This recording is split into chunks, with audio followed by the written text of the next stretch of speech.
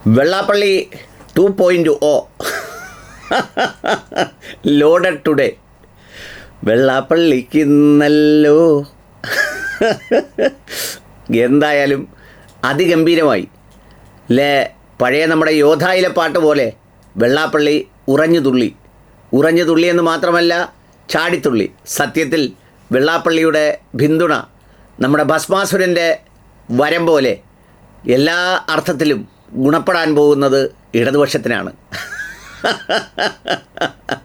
വെള്ളാപ്പള്ളിയുടെ കയ്യിൽ ഒന്നുമില്ലാത്ത വിധം, വിദ്വേഷമല്ലാതെ മറ്റൊന്നും പറയാനില്ലാത്ത വിധം ആവർത്തിക്കുന്ന ചോദ്യങ്ങൾക്ക് മുന്നിൽ അമ്പരന്ന് പോയെങ്കിലും എന്തിനാണ് വിളിച്ചു ചേർത്തത് എന്നൊട്ടും ബോധ്യമാകാതെ റഹീസിനെയും കുറച്ച് ചീത്ത പറഞ്ഞ്, CPIയെയും കുറച്ച് ചീത്ത പറഞ്ഞ്, മുസ്ലിം ലീഗ് എന്ന പേരിൽ മുസ്ലിങ്ങളെയും കുറച്ച് ചീത്ത പറഞ്ഞ് അദ്ദേഹത്തിൻ്റെ രാവിലത്തെ ഒരു വാർത്താപൂരം അവസാനിച്ചു. അതിലെ ഏറ്റവും പ്രധാനമായ രംഗങ്ങൾ ഇതാണ്. ഒന്ന് കാണേണ്ടതാണ്. ഇതുവരെ മലയാള സിനിമയിൽ ആരും നിർമ്മിച്ചിട്ടില്ലാത്ത മനോഹര ചിത്രം പോലെ വാർത്താമാധ്യമ രംഗങ്ങളിൽ ഇത്രമേൽ നിറഞ്ഞാടിയ ഭാവപ്പകർച്ചയുടെ മനോഹരമായ മുഹൂർത്തങ്ങൾ എങ്ങും കടന്നുപോയിട്ടില്ല. റിപ്പോർട്ടറുടെ, കുറച്ചുകൂടി പറഞ്ഞാൽ ഭരിക്കുന്ന സർക്കാരിന് വേണ്ടി എല്ലാ സഹായങ്ങളും ഏതെല്ലാം തരത്തിൽ ചെയ്തു കൊടുക്കാമോ അതെല്ലാം ചെയ്തു കൊടുക്കാൻ വേണ്ടി സർവ്വസന്നദ്ധനായി ഇലക്ഷന് മുമ്പ് മെസ്സിയെപ്പോലും നമ്മുടെ നാട്ടിലേക്ക് കൊണ്ടുവന്ന് ഒരു വളരെ കരുത്തുറ്റ ആളായി മാറുന്നതിന് സ്റ്റേഡിയവും എല്ലാം കൊടുത്ത ആൻഡോ മുതലാളിയുടെ സ്ഥാപനത്തിലെ റഹീസിനെ അവൻ തീവ്രവാദിയാണെന്ന് തീവ്രവാദ സംരക്ഷണ സേനയെ സാക്ഷി നിർത്തി അദ്ദേഹം പ്രഖ്യാപിച്ചു. അദ്ദേഹത്തിന് ചുറ്റിനും തോക്കുമായി നിൽക്കുന്നത് തീവ്രവാദികളിൽ നിന്നും വെള്ളാപ്പള്ളി സാറിനെ സംരക്ഷിക്കുന്നതിനുള്ള പ്രത്യേക സേനയാണ്. അതിനെ ഒരു മാസം ഏതാണ്ട് 30 ലക്ഷം രൂപയാണത്രേ ചെലവഴിക്കുന്നത് എന്ന് ഞാൻ കേട്ടു.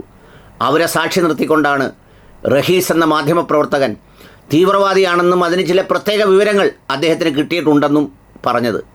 അതിൻ്റെ പ്രാഥമികമായ 2 വിവരങ്ങൾ അദ്ദേഹം വെളിപ്പെടുത്തി. ഒന്ന്, റഹീസ് ഈരാറ്റുപേട്ടക്കാരനാണ്. 2, റഹീസ് ഒരു പഴയ MSFകാരനാണ്. വെള്ളാപ്പള്ളിയുടെ താണ്ഡവം കേൾക്കാം. തീവ്രവാദി എന്ന് പറയുന്നത് എന്തുകൊണ്ടാണ്? അദ്ദേഹത്തിന്റെ പേര് അതുകൊണ്ടായതുകൊണ്ടാണ്. അല്ലെങ്കിൽ ഇതിനു മുമ്പ് അതുപോലെ തീവ്രവാദ ബന്ധത്തിൽ അദ്ദേഹം ഏർപ്പെട്ടുണ്ടായിട്ടുള്ളത് ഉണ്ട്. അല്ല, ഒരു മാധ്യമപ്രവർത്തകന് തീവ്രവാദി അല്ല. എനിക്ക് പറയാനുള്ളത് എന്താ അടിസ്ഥാനത്തിലെ തീവ്രവാദി എന്ന് പറയുന്നത്?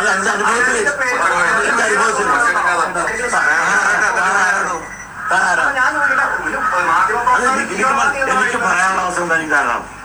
ഞാൻ കൂടുതൽ കസർക്കൊന്നും വേണ്ട. എനിക്ക് തീവ്രവാദിന്റെ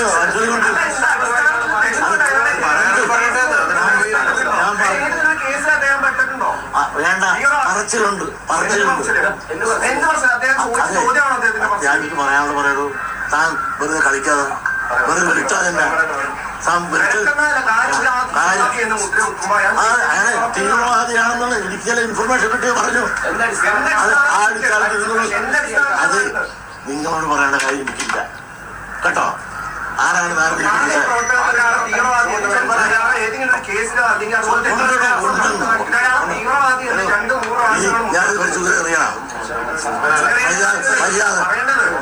വലിച്ചെറിയും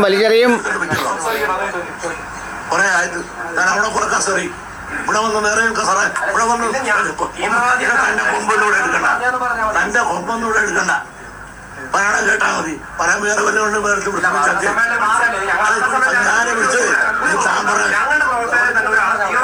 അതെ വേറെ ചർച്ച ചെയ്യണേ. അതെ, നിങ്ങളെ മുമ്പ് ചർച്ച ചെയ്യാനില്ല. തന്റെ മുമ്പ് ചർച്ച ഞാൻ പറയും. ഇതിന് മറുപടി പറയാനല്ല ഞാൻ ഇരിക്കണത്. ഇവിടെ കുറെ നാളായി തുടങ്ങിയിട്ട് ഒരു ചുക്ക് വിചാരിച്ചാൽ ഇരിക്കാനില്ല. കുറെ നാളായി ഇവര് ഈ റിപ്പോർട്ടർമാർ ഇങ്ങനെ എല്ലാവരും ആക്ഷേപിച്ച് അവർ വലിയ കേമന്മാരായ. നിങ്ങളൊന്ന് ആലോചിക്കണം.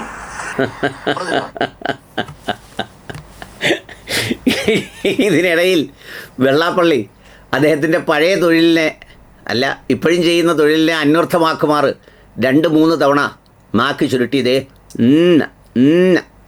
ഇങ്ങനെ കടിച്ചോറാന്ന് പറഞ്ഞു. വലിയ രസകരമായ പത്രസമ്മേളനമാണ് ഇന്ന് നടന്നതല്ല. റഹീസിനെ ആവർത്തിച്ച് തീവ്രവാദി എന്ന് വിളിച്ചു. അതിനകത്തെ ചോദ്യോത്തരം വളരെ രസകരമായതായിരുന്നു. വെള്ളാപ്പള്ളി അറിയാതെ കുറച്ച് സത്യങ്ങൾ പറഞ്ഞു, അറിഞ്ഞുകൊണ്ട് കുറേ കള്ളങ്ങൾ പറയാൻ ശ്രമിച്ചു. അതൊന്നും കള്ളമായതുകൊണ്ട് പറഞ്ഞൊപ്പിക്കാൻ കഴിയാതെ വെള്ളാപ്പള്ളി വല്ലാതെ പാടുപെട്ടു.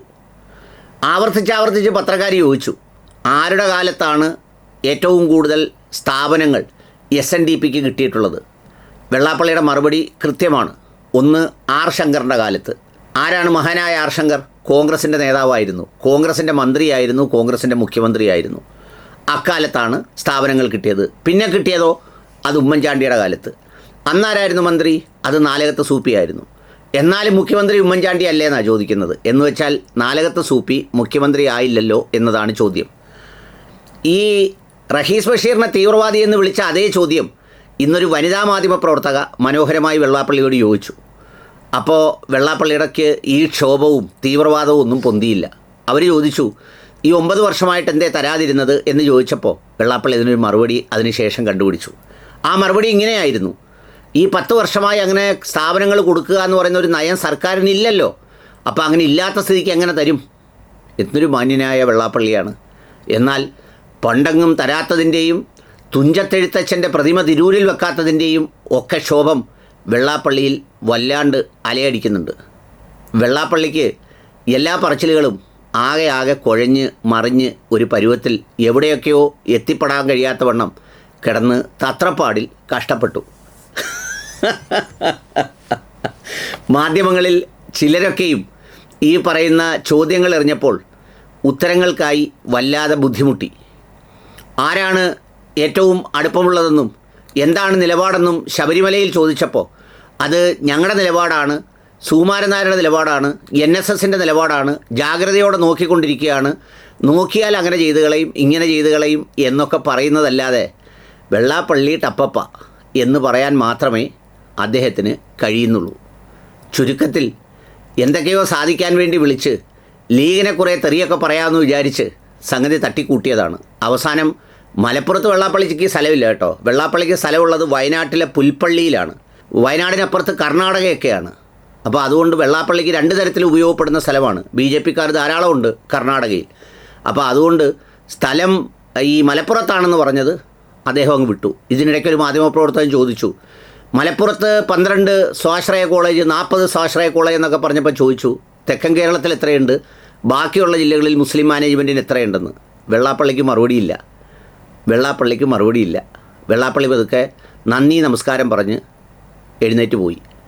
ഈ പത്രസമ്മേളനത്തിലൂടെ വ്യക്തമായ കാര്യങ്ങൾ ഈ SNDP എന്ന് പറയുന്ന ആ സംഘടനയ്ക്ക് വെള്ളാപ്പള്ളിയുടെ കാലഘട്ടത്തിൽ വെള്ളാപ്പള്ളിക്കല്ലാതെ ആ സംഘടനയ്ക്ക് ഒരു പ്രയോജനവും അതുകൊണ്ട് കിട്ടിയിട്ടില്ല. അവസാനമായി കിട്ടിയ എയ്ഡഡ് കോളേജുകൾ സാക്ഷാൽ SNDP യോഗം മുൻ ജനറൽ സെക്രട്ടറി K. ഗോപിനാഥൻ അവറുകൾ സെക്രട്ടറി ആയിരുന്ന കാലത്താണ് കരുണാകരൻ 5 എയ്ഡഡ് കോളേജുകൾ കൊടുത്തത്. പിന്നീട് വെള്ളാപ്പള്ളിക്ക് ഇതൊരു വിഷയമേ ആയിരുന്നില്ല. മലപ്പുറത്തെങ്ങും സ്ഥലം വാങ്ങിച്ചിട്ടിട്ടില്ല കോളേജ് അനുവദിക്കാൻ, അപേക്ഷയും കൊടുത്തിട്ടില്ല. ആകെ കിട്ടിയത് ആർ ശങ്കറിൻ്റെ കാലത്തും പിന്നെ ഉമ്മൻചാണ്ടിയുടെ കാലത്തും മാത്രമാണ്. സ്വാശ്രയ കോളേജുകൾ കേരളത്തിൽ പല സ്ഥലത്തും അനുവദിച്ചതെല്ലാം നടത്തിപ്പിൻ്റെ കെടുകാര്യസ്ഥത കൊണ്ട് അടച്ചു. അതിനെക്കുറിച്ചും വെള്ളാപ്പള്ളിക്ക് ഒന്നും പറയാനില്ല.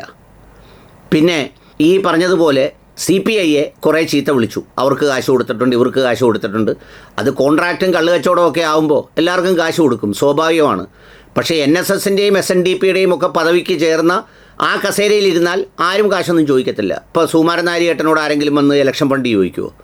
അല്ലെങ്കിൽ SNDPയുടെ യോഗ ജനറൽ സെക്രട്ടറിമാരോട് ഇതിനു മുമ്പ് ഇലക്ഷൻ ഫണ്ട് ചോദിച്ചിട്ടുണ്ടോ? അതൊക്കെ സ്വകാര്യ കച്ചവടത്തിനും താല്പര്യത്തിനും ഒക്കെ വേണ്ടി കൊടുത്തതാണ്. അങ്ങനെ ഇതെല്ലാം പറഞ്ഞ് മുസ്ലിം ലീഗിനെ ചീത്തയും പറഞ്ഞ് പിന്നെ റഹീസിനെ കുറച്ച് ചീത്തയും പറഞ്ഞു. കൂടാതെ ദോഷം പറയരുത്, മുസ്ലിങ്ങളോടുള്ള സ്നേഹം വെള്ളാപ്പള്ളി പ്രകടിപ്പിച്ചത് എങ്ങനെയാണെന്നറിയോ? പുള്ളിക്ക് നാളെ കക്കാഴത്തൊരു പരിപാടിയുണ്ട്. അവിടെ ഉച്ചയ്ക്ക് ഊണ് ഒരു മുസ്ലിമിൻ്റെ വീട്ടിലാണ്. അത് വെള്ളാപ്പള്ളിക്ക് മാത്രമല്ല, ഒരുപാട് പേർക്ക് ഭക്ഷണം കൊടുക്കും. നമ്മുടെ സുരേന്ദ്രൻ ചേട്ടൻ പിന്നെ കഴിച്ചിട്ടുണ്ടാവും. അങ്ങനെ BJPയുടെ നേതാക്കൾ പലരും കഴിച്ചിട്ടുണ്ടാവും. വിശന്ന് വരുന്നവർക്കെല്ലാം കൊടുക്കും. അതിപ്പം വെള്ളാപ്പള്ളി മാത്രമല്ല, ഭിക്ഷക്കാരനായിട്ട് വന്നാലും മുസ്ലിങ്ങളുടെ വീട്ടിൽ ഭക്ഷണം ഉണ്ടേ കൊടുക്കും. മനുഷ്യരായിട്ടുള്ളവരുടെ എല്ലാം വീടുകളിൽ നിന്ന് കൊടുക്കും. അപ്പോൾ ഏതായാലും അങ്ങനെയുണ്ട്. പിന്നെ കേസ് ഏൽപ്പിച്ചിരിക്കുന്നത് തിരുവനന്തപുരത്ത് കൊല്ലത്തൊരു വക്കീലിന്. പിന്നെ കണക്ക് പരിശോധിക്കുന്നത് റഹീം സാറ് ആലപ്പുഴയിലെ. ഇതൊക്കെയാണ് അദ്ദേഹത്തിൻ്റെ മുസ്ലിം സ്നേഹം.